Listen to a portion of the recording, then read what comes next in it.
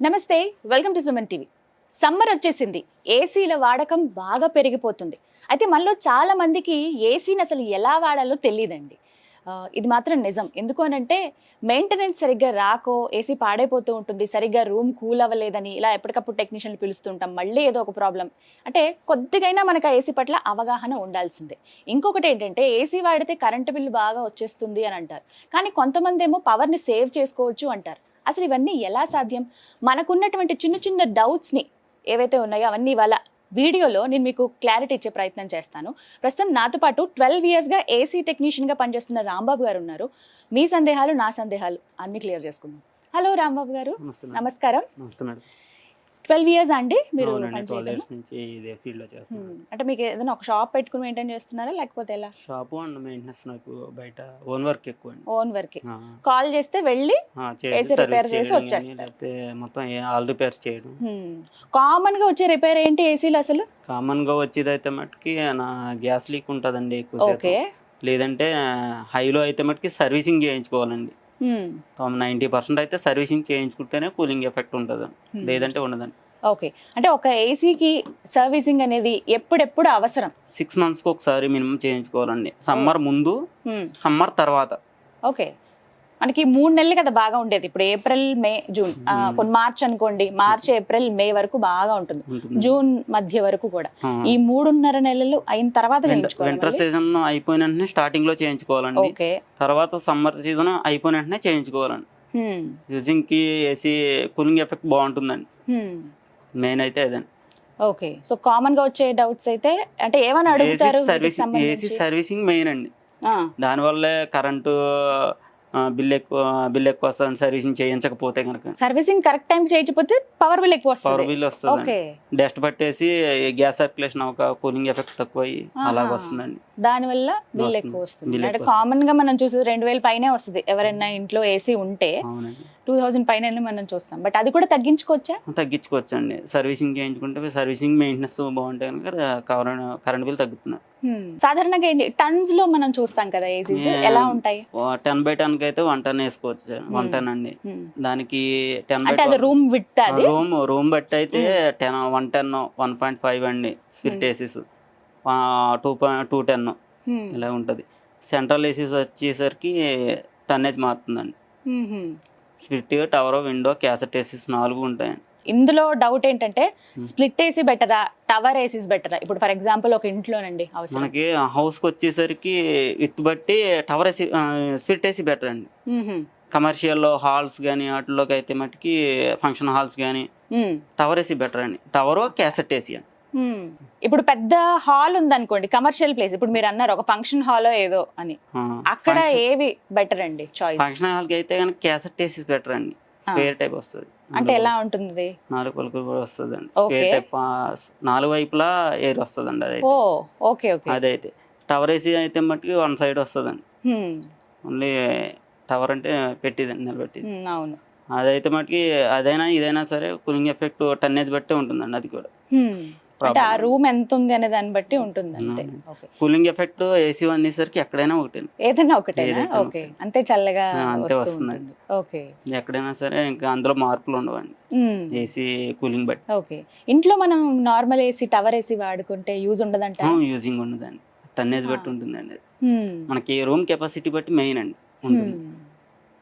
Split AC అనేసరికి పైన wall మీద వస్తుంది కాబట్టి దానికి బెటర్ గా స్ప్లిట్ ఏసీ సజెషన్ అండి.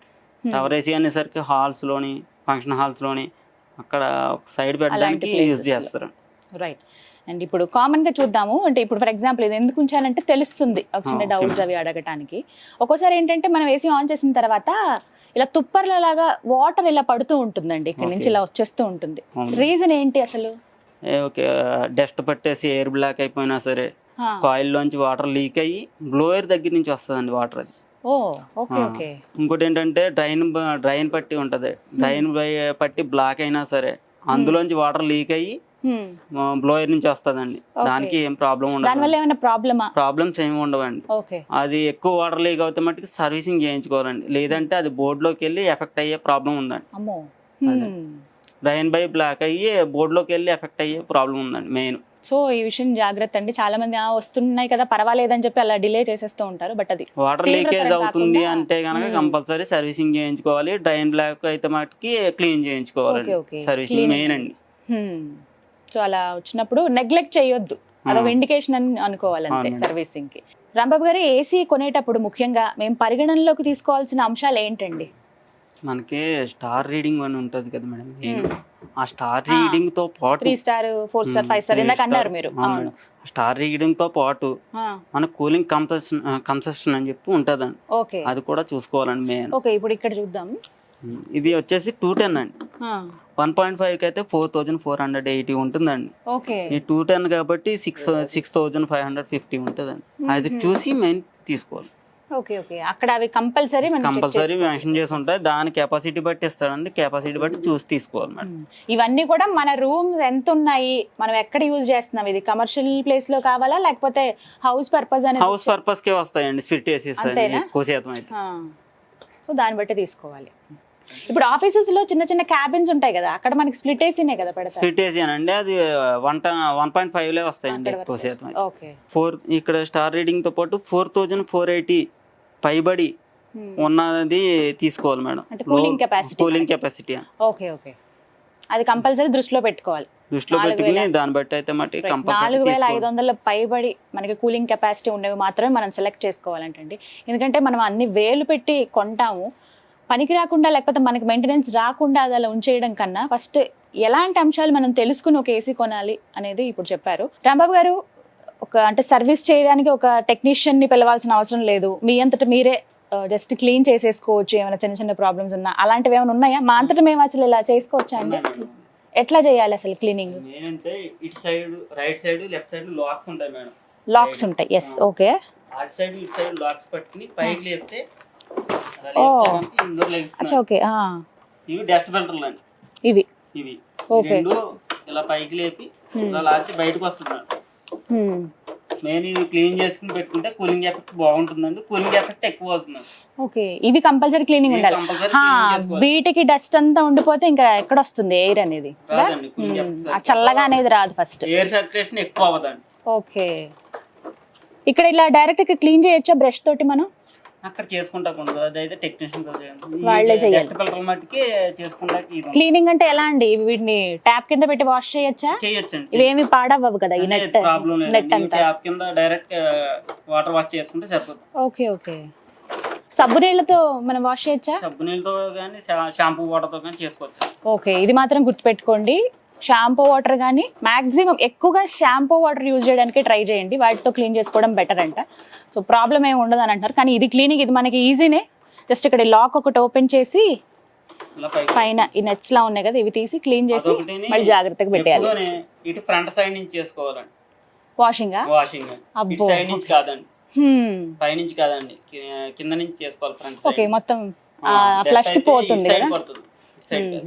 ఓకే, ఓకే, రైట్, అదొకటి గుర్తుపెట్టుకోవాలి. రాంబాబు గారు, ఒక డౌట్, ఇప్పుడు తడిగా ఉంటుంది కదా మనం అంతా వాష్ చేసిన తర్వాత ఈ మ్యాట్ అంతా అలాగే పెట్టేయచ్చా? మళ్ళీ ఏమైనా ప్రాబ్లం అవుతుందా? లేదంటే డ్రై అయిన తర్వాత డ్రై లో అయినా పెట్టుకోవచ్చు. ఓకే, సో మాక్సిమం డ్రై అయిన తర్వాత పెడితే మంచిది అని అంటారు. సేమ్ మళ్ళీ అంతేనా ప్రొసీజర్? మనంతటా మనం క్లీన్ చేసుకోవాలంటే కనుక ఈ చిన్న జస్ట్ ఇది ఒక టిప్ అండి.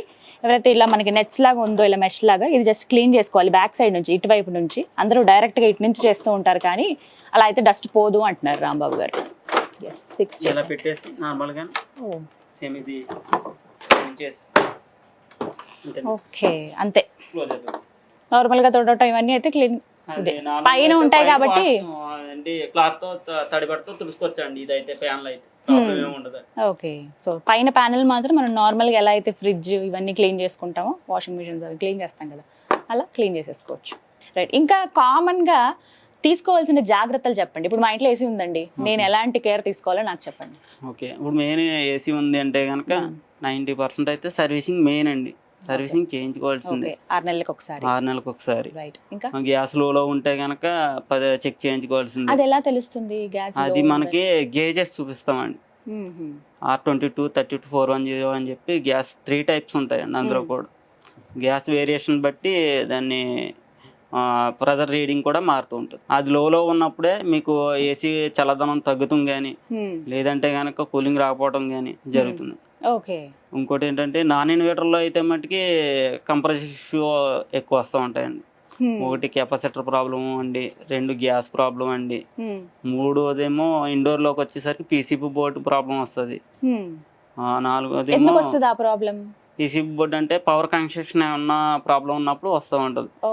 నాన్ ఇన్వర్టర్కు వచ్చేసరికి స్టెబిలైజర్ కంపల్సరీ పెట్టించుకోవాల్సిందే, స్టెబిలైజర్ ఉండాలి కంపల్సరీ. ఇన్వర్టర్ లేకపోతే ఇన్వర్టర్ మోడల్ కాకపోతే నాన్ ఇన్వర్టర్ అయితే కంపల్సరీ స్టెబిలైజర్ పెట్టించుకోవాల్సింది.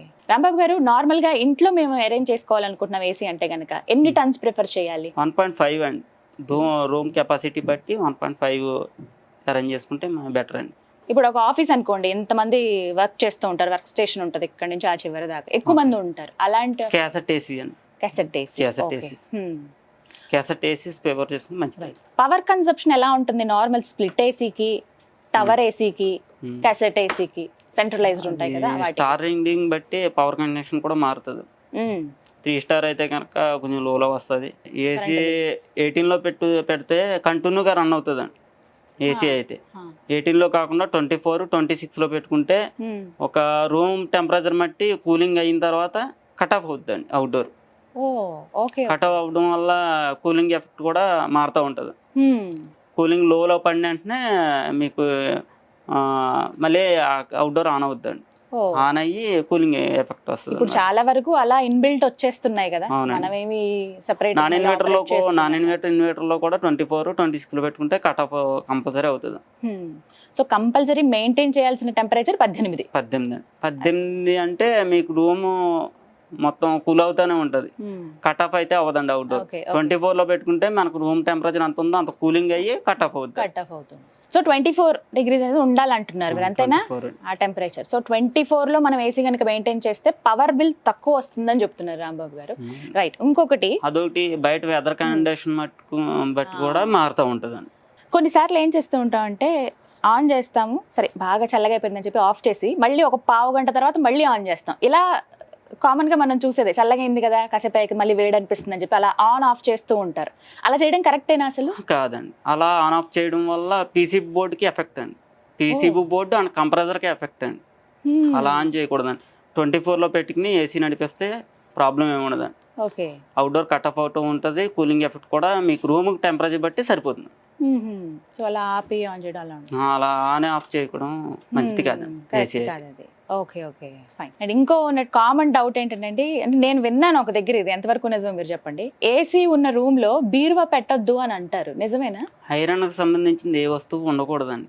ఎందుకని? ఎందుకంటే మెయిన్ అది ఐరన్ కి తీసుకున్న తర్వాత కూలింగ్ ఎఫెక్ట్ వస్తుందండి బయటికి.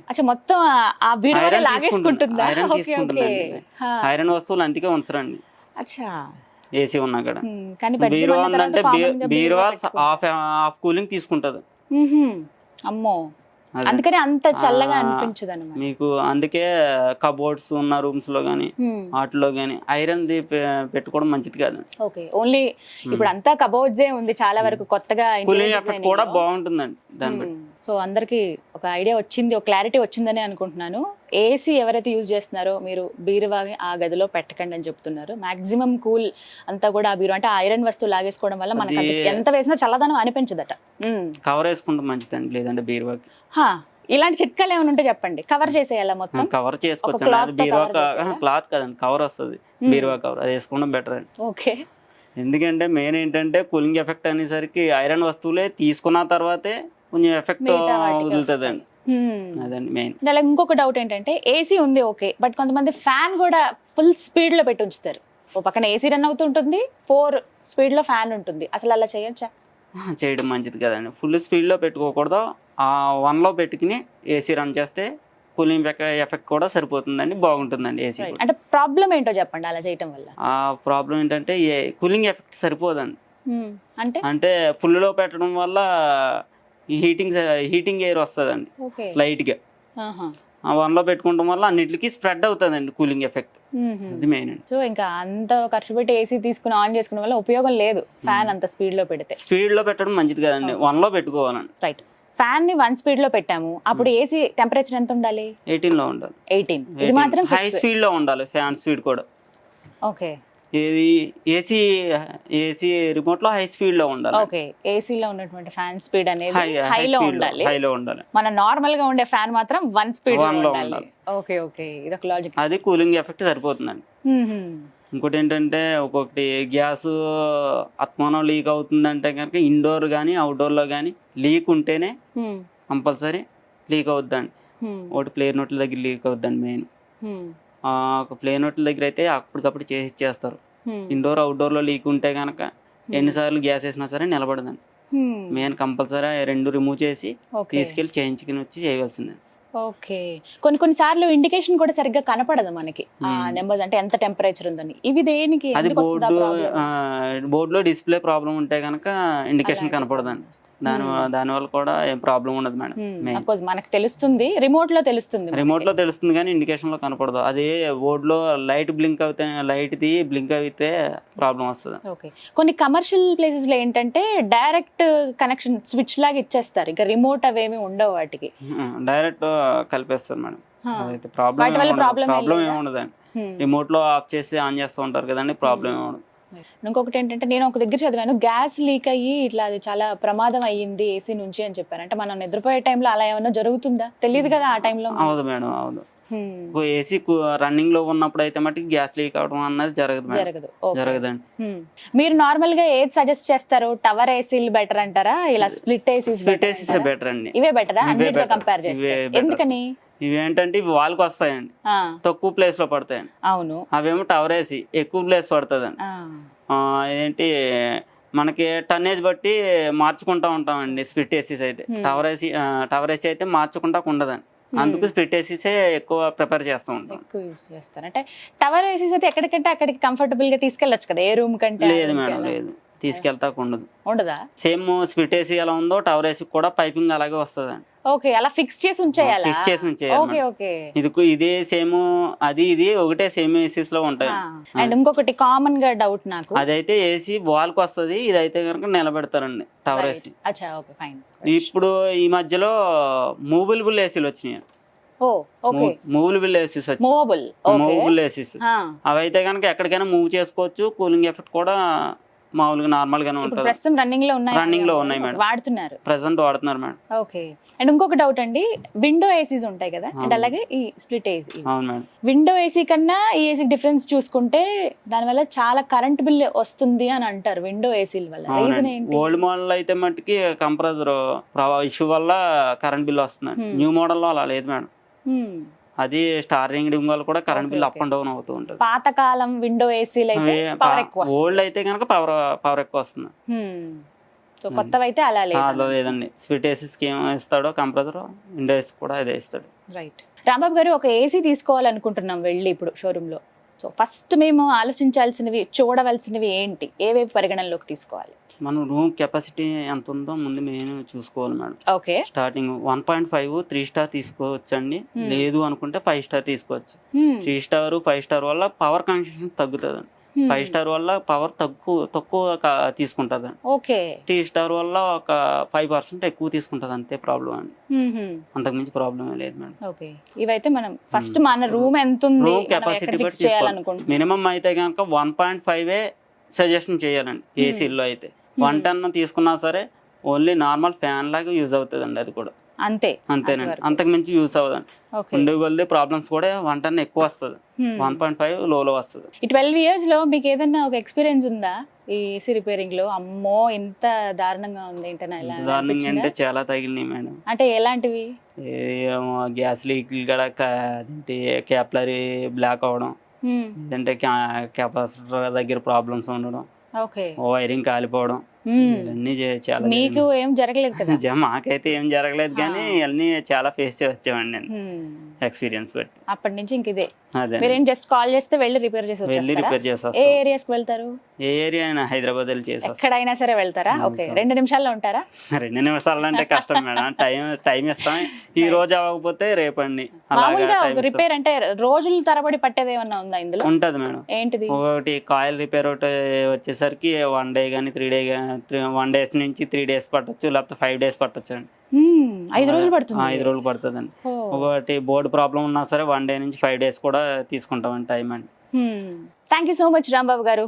సో చూసారు కదండి, ఏసీ వాడేవాళ్ళు ఖచ్చితంగా ఇప్పుడు మేము ఈ వీడియోలో చెప్పినటువంటి టిప్స్ డెఫినెట్గా ఫాలో అవ్వండి. ఎందుకంటే చిన్న చిన్నవేవి ఈజీగా ఎలా మనం మెయింటైన్ చేసుకోవచ్చు. ఈ క్లీనింగ్ అన్నీ కూడా అంటే టెక్నీషియన్ని పిలిచి జస్ట్ ఈ క్లీనింగ్కి వాళ్ళని పిలిచి మనం వెయిట్ చేయాల్సిన అవసరం లేదు, మనంతట మనమే క్లీన్ చేసుకోవచ్చు. సర్వీసింగ్ మాత్రం ఎవ్రీ 6 monthsకి చేయించుకోవాలంటే సమ్మర్ వస్తుంది అనగా ముందుగానే మనం సర్వీస్ చేసి పెట్టుకోవాలి. ఆ తర్వాత మళ్ళీ సమ్మర్ అయిపోయిన తర్వాత ఈ విధంగా చేస్తే కొంచెం ఎక్కువ రోజులు లాంగ్ లాస్ట్ ఉంటుందన్నమాట.